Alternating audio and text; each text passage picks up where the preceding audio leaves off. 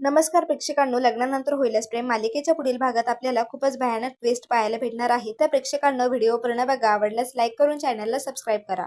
तर आता पार्थने काव्यासोबतचे सगळे नातं तोडून टाकलेले असतात. नंदिनी जीवासोबतचे सगळे नातं तोडलेले असतात. त्यामुळे काव्य आणि नंदिनी दोघेही देशमुखांचं घर सोडून त्यांच्या माहेरी आलेले असतात. माहेरी आल्यावर नंदिनी काव्यासोबत बोलत नसते. या सगळ्या प्रकरणामुळे या चौघांच्याही नात्यात खूप जास्त दुरावा आलेला असतो.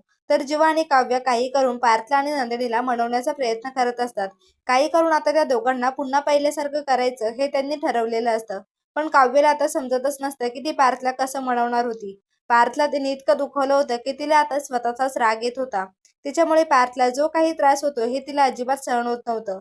आता कुठे काव्य आणि पार्थमध्ये प्रेमाचं नातं तयार व्हायला लागलं होतं, पण त्या नात्याला पूर्णपणे फुलस्टॉप लागला होता. त्यामुळे काव्य आता पूर्णपणे गोंधळात होती. तिला काहीच समजत नसतं. काव्याला आता सतत पार्थ तिच्या आसपास असणं, तिच्याशी मजा मस्तीमध्ये बोलणं, तिला कायम समजून घेणं, तिला काय हवं नको ते बघणं आणि त्यांच्या दोघांतली एक चांगली केमिस्ट्री ती खूप जास्त मिस करत असते आणि पार्थच्या आठवणीमध्ये सतत रडत असते. तर आता काव्य क्लासला चाललेली असते, पण रस्त्याने चाललेली असतानाही तिचं कुठेही लक्ष नसतं. ना तिचं गाड्यांकडे लक्ष असतं, नाही ती रिक्षा थांबवत होती. तिच्या विचारांच्या धुंदीत ती एकटीच पायी चालली होती. तिला फक्त पार्थचं बोलणं आठवत असतं आणि पार्थनं स्वतःच्या हाताने काव्याला पॅन्डल दिलं होतं, त्यांनी स्वतःच्या हाताने तोडलेलं असतं. आता काव्याला सहनच होत नसतं. काव्याला सगळ्यात मोठं गिफ्ट असणारं पॅन्डल पार्थने तोडून टाकलं होतं. ते सगळ्या आठवणी आता काव्य आठवून खूप जास्त रडत असते आणि विचार करत असते की मी किती मूर्ख आहे. माझ्यामुळे पार्थसारख्या निरागस माणसाला इतकं दुःख सहन करावं लागते. माझ्यामुळे पार्थ आता त्यांच्या आयुष्यातील कोणत्याच व्यक्तीवर इतका विश्वास ठेवू शकणार नाही. मी त्यांचा सगळ्यात मोठा विश्वासघात केलाय आणि मला याची शिक्षा मिळायलाच हवी. मी याचं काहीतरी प्रायश्चित्त करायला हवं. मी त्यांना सगळ्यात जास्त दुखावणारी व्यक्ती आहे. त्यांच्या आयुष्यात सगळ्यात जास्त त्रास त्यांना दिला असेल तर तो फक्त मी दिलाय, असं काव्याच्या डोक्यात विचार चालू असतात. आणि आता ती रडत रडत रस्ता क्रॉस करत चालली असते. तेव्हा समोर उन्हाचं एक एक मोठी गाडी येते आणि तिला जोराची धडक देते आणि काव्य रक्तबंबाळ होऊन तिथे रस्त्यात पडते. आजूबाजूचे लोक लगेचच तिथं गोळा होतात आणि काव्याला हॉस्पिटलमध्ये नेतात. तिथेच काव्याचा शेजारी मोबाईल पडलेला असतो. तर एक माणूस तो मोबाईल उचलून लगेचच नंदिनीला फोन करतो. पहिले तर नंदिनी फोनच उचलत नाही. मग तो आता दुसरा नंबर ट्राय करत पार्थला फोन करतो. पण पार्थही आता रागाच्या भरात काव्याचा फोन उचलत नसतो. शेवटी मग आता काव्याच्या मोबाईलमध्ये अनिशाचा नंबर हा डायलिंगमध्ये असतो. मग ते आता अनिशाला फोन करतात. तेव्हा अनिशा फोन उचलते. तो माणूस तिला सांगतो की ह्या ज्या मुलीचा मोबाईल आहे त्या मुलीचा खूप भयानक ऍक्सिडेंट झालेला आहे आणि आम्ही तिला सिटी हॉस्पिटलला आणलं आहे. तुम्ही इथे येऊ शकता का? तेव्हा अनिशा म्हणते, हो मी लगेचच तिथे येते. तुम्ही मला येऊपर्यंत तिथे थांबा.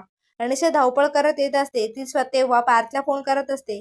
पण पार्थ आता तिचाही फोन उचलत नसतो. शेवटी अनिशा जीवाला फोन करून झालेला सगळा प्रकार सांगते. तेव्हा आता जीवालाही खूप मोठा धक्का बसलेला असतो. तो लगेचच घरी सगळ्यांना सांगतो. तेव्हाच आता मानिनी पार्थला फोन करून सांगते. तेव्हा आता मानिनीच्या तोंडून पार्थ ऐकतो की काव्याचा ऍक्सिडेंट झालाय. आता मात्र पार्थच्या पायाखालची जमीन सरकलेली असते.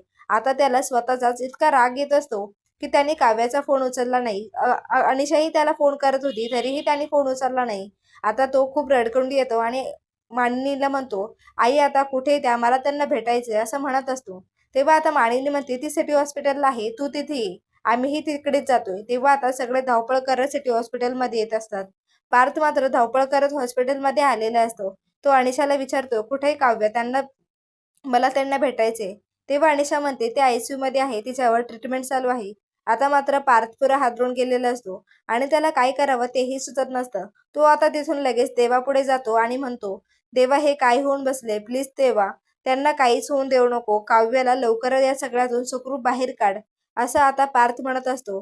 तेव्हा आता घरचे सगळे आलेले असतात आणि सगळेच त्याला देवापुढे बघतात आणि ते सगळेही देवापुढे येऊन काव्य वाचावी यासाठी प्रार्थना करत असतात. तर आता डॉक्टर ट्रीटमेंट करून बाहेर येतात. तेव्हा पार्थ त्यांना विचारत असतो की काव्य बरे आहे का? मी त्यांना भेटू शकतो का? तेव्हा डॉक्टर म्हणतात ते आता बेशुद्ध आहे. त्यांना आयसीयू मधून रूम मध्ये शिफ्ट केल्यावर तुम्ही त्यांना भेटू शकता. तेव्हा आता पार्थ लगेचच काव्याला भेटायला रूम मध्ये जातो. तेव्हा आता काव्य बेशुद्ध असते आणि तिला अशा अवस्थेत पार्थला अजिबात बघवत नसतं. त्याला त्याचं रडूही आवरत नसतं. त्याच्या डोळ्यातून पाणी येत होतं आणि तो तिथेच बसतो आणि काव्याचा हात धरून रडत असतो आणि म्हणत असतो, काव्य प्लीज मला माफ करा. मी तुम्हाला कधीच एकटं सोडणार नाही. काव्य पण प्लीज आता तुम्ही लवकर बऱ्या हो. मी तुम्हाला असं नाही बघू शकत. प्लीज काव्य तुम्ही शुद्धीवर या, डोळे उघडा. काव्य आता पार्थ म्हणत असतो. पण मात्र आता काव्य कोणताही रिस्पॉन्स देत नसते. तेव्हा पार्थ म्हणतो, तुम्हाला तुमच्या या बोक्यासाठी या मांजरीला शुद्धीवर यावंच लागेल. आणि काव्य तुमच्याशिवाय मी नाही जगू शकत. प्लीज काव्य तुम्ही शुद्धीवर या, डोळे उघडा. असं आता पार्थ म्हणत असतो. त्याची हाक आता काव्यापर्यंत पोहोचली असते. पार्थचे बोलणे ऐकून काव्य शुद्धीवर येत असते. तेव्हा आता काव्य डोळे उघडते आणि पार्थला बघते. तेव्हा तिला खरंच खूप आनंद झालेला असतो. ती म्हणत असते, देशमुख तुम्ही आलात मला माहित होतं तुम्ही नक्की याल, पण आता प्लीज मला सोडून जाऊ नका ना. देशमुख तुमच्याशिवाय मी नाही राहू शकत. तेव्हा पार्थ म्हणतो, मी आता कायम तुमच्या सोबत आहे. मीच तुम्हाला सोडून कुठेही जाणार नाही. आता तुम्ही कसलाही विचार करू नका. फक्त लवकर बरे व्हा. तर आता पार्थच्या तोंडून हे सगळं ऐकून आता काव्य खूपच खुश झालेली असते आणि दोघेही एकमेकांसोबत आनंदी असतात. तर प्रेक्षकांनो, मालिकेत असा ट्विस्ट आला तर तुम्हाला पाहायला आवडेल का? कमेंट करून नक्की सांगा आणि चॅनलला सबस्क्राईब करून ठेवा.